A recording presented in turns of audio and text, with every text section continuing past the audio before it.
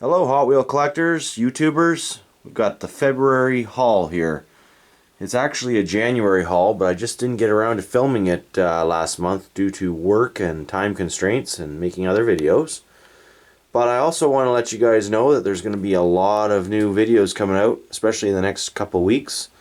I've got some time to put aside to making my YouTube videos.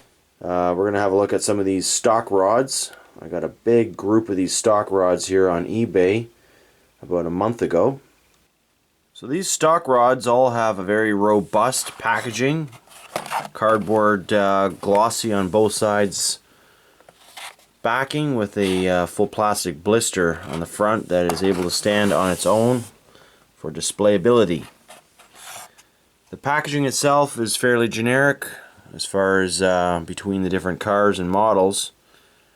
You've got the Nascar stock rods, Racing Champions, that's the brand. These were released between 97 and 99. Some of them are limited numbered collectibles. And apparently it says it's printed on the chassis as well. So that means to me that you don't necessarily have to keep these things in the packaging. I didn't pay a lot for these stock rods. In fact, I got almost the complete set. I believe there's 40 cars here, or there's a 40 car set numbered 1 through 40. I got 39 of them from one seller for $24 plus shipping, so not even $1 a car. This one here came from a different purchase, and it seems to be part of a different series just due to the limited numbering on it, whereas these other ones here don't have that, and the packaging is just ever so slightly more simple. So I could go through each one of these in the package and show you them all, and you know, you're gonna see the glare, the plastic and the lights and everything. Or I could just go ahead and open them all, which is probably what I'm gonna do now that I've gone over the basics of these packaging. So here we have the number 10 Tide truck. It's gonna be open first, as it is not part of the 40 car collection that I just showed you. Now, I'm not going to go and show you how I'm going to open and rip open each plastic blister for each and every vehicle. Just this one. Just this one. So it comes with a little clamshell stand. Look at that. You can actually still keep this stand here and put your truck on it. That's pretty cool. Opening hood, opening tailgate.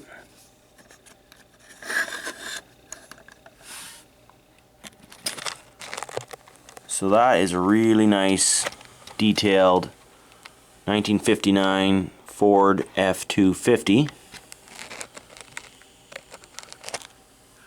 And as you can see, it is a bright neon orange. In fact, you can even take that backing right off and spin it all the way around. A nice little detailed chrome engine hidden in there. Look at the detail on that thing. Wow. That's pretty impressive. Very nice little tampos on it. The Eagle Goodyear tires, which aren't too thick. Look at the treads on them.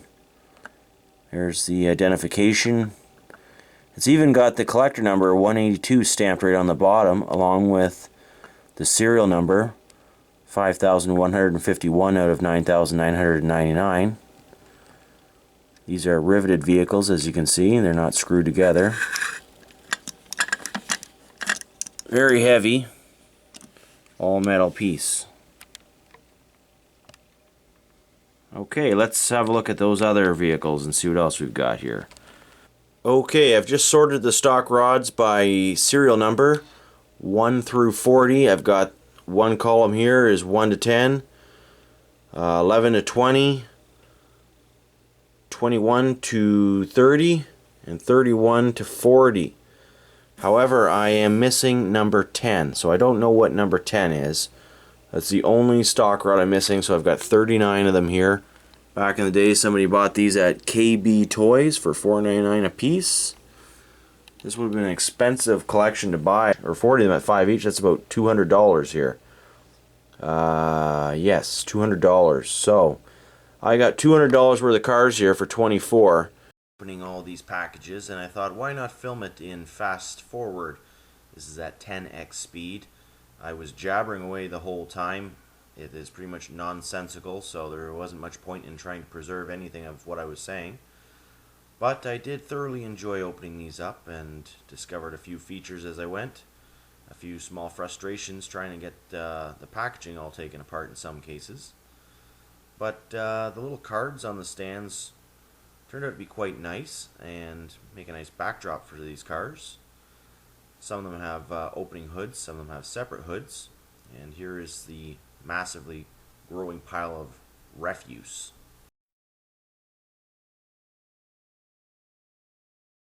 And here is the entire set, open and displayed on their platforms. First we've got the number 182, number 10 pickup truck. That one is not part of the series though, so let's put it over here for now. And we'll look at 1 through 40. Here we go. Issue number 1. Looks like a 57 Chevy. Got a nice old fastback Mustang as number 2. The Valvoline 94 Mustang by the looks of it. It's number 3.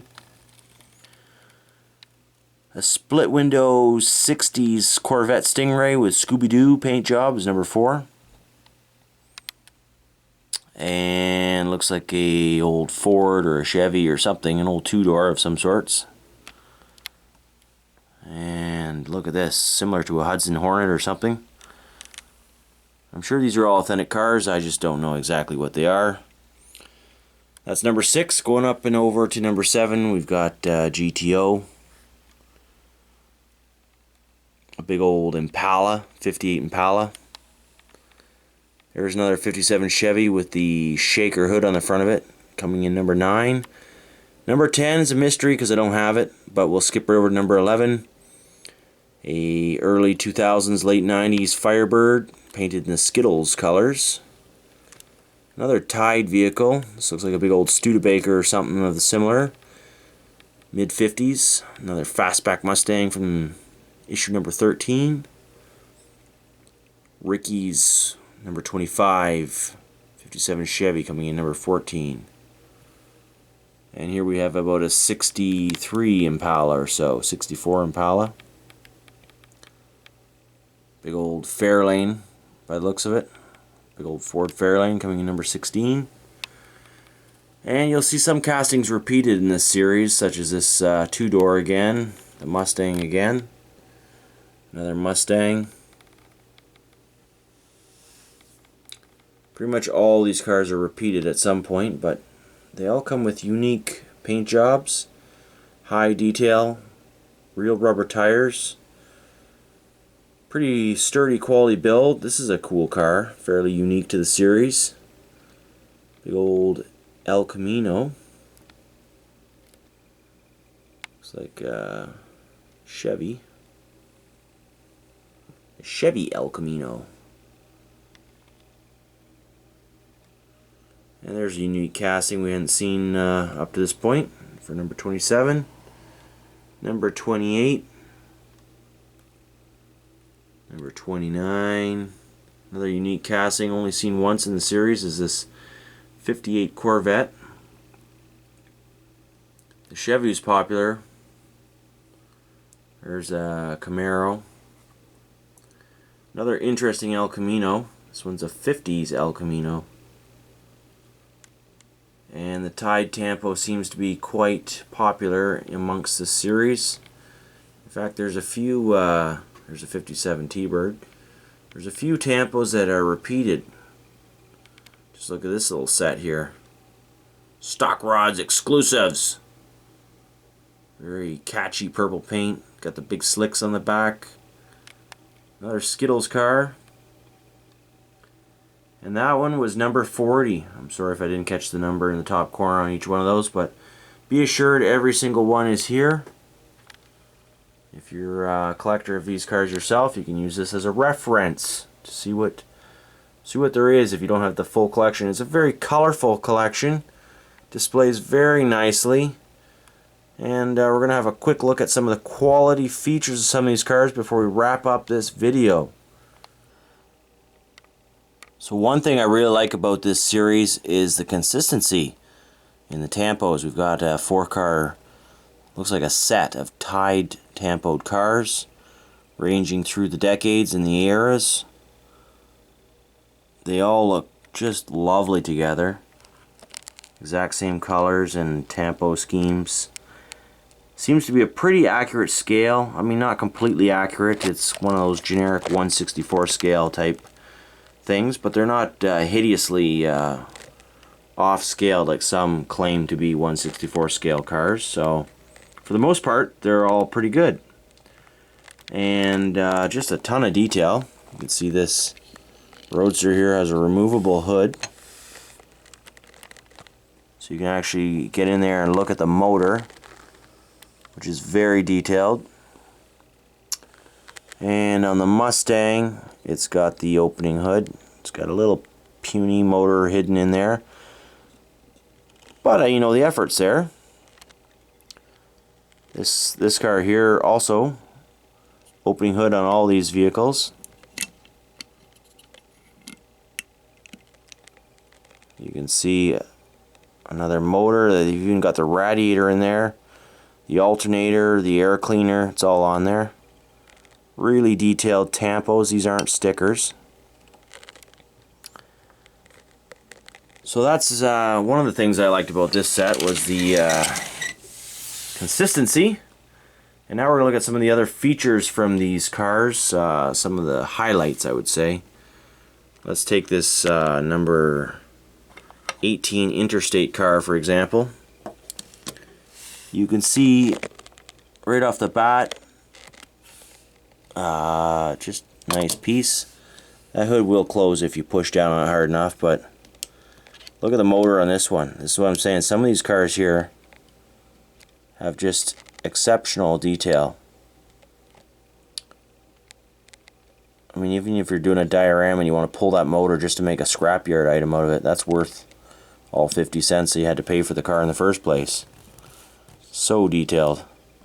They've got little mirrors on them. Some of them have mirrors on both sides. You don't see actual accessory mirrors on die-cast cars all that often. And then if you look at the interior, these seats are probably some of the most authentic looking seats and interiors that you'll find in this price range, even amongst the $5 modern cars of current collector markets, such as the M2s and Greenlights. Pretty cool. They look really authentic. Those nice meaty tires on the back, they're all treads on the front. And even though that base is super shiny and looks plastic, it's actually metal. It's got a metal base, and it's stamped with the name. All these cars are stamped with the name and the tag. So even when you take this car off its stand and you go, wait a minute, where did it come from?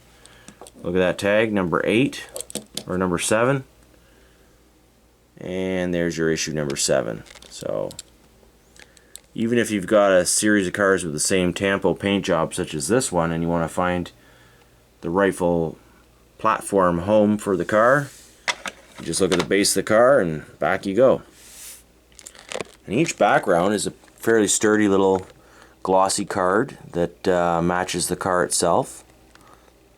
The wheels are pretty cool. On this one, it's got the dish wheels. You don't see that on every car. For instance, this one here has the 5 spokes. So there's a good variation in just the wheels. The Real Rider tires alone are worth, you know, even if you're the customizer that wants to take these cars apart, you're going to find all sorts of good parts. And I'm not suggesting you take these things apart because they're actually very pretty. I really like these cars. That Mustang especially is quite nice. And we're going to grab that El Camino. You know I like that El Camino. I love my 80s cars. That is just a really nice looking car. The windows are very nicely cast in it. There's no flaws or die cast crap hanging off the edge of it. It's got the mirrors cast right into it. All metal. It's got a tonneau cover made of metal on the back as well. Opening hood, of course. Look at how detailed that air cleaner is. So, pretty nice little cars, I have to say, all around. And we'll just look at one more, maybe close up. Let's see. What shall it be? Let's look at that one more El Camino. This one's the 50s El Camino. Also unique, and unique casting in this series. Look at the detail. It's got a chrome hood ornament on it. Very nice chrome bumper. The big mirrors on the front. Of course, the hood is opening. Well, it's a bit difficult right now, one-handed, but anyways, you can take my word for it. The tailgate drops down. Like, it's just a lot of detail for these cars. Keep in mind, these were adult collectibles back in the day of the late 90s. These were $5 cars, similar to what you'd pay for an M2 or a Greenlight nowadays, or an Auto World. And the quality was there as well. So seems that more metal and more moving parts was more common on these cars compared to the ones I just mentioned, but maybe not quite as detailed as far as scale goes and paint jobs and whatnot. They're a little bit graphically detailed. So anyways, that's the Racing Champions collection. Hope you enjoyed it. That's that. Stay tuned for another video. Won't be the Racing Champions though.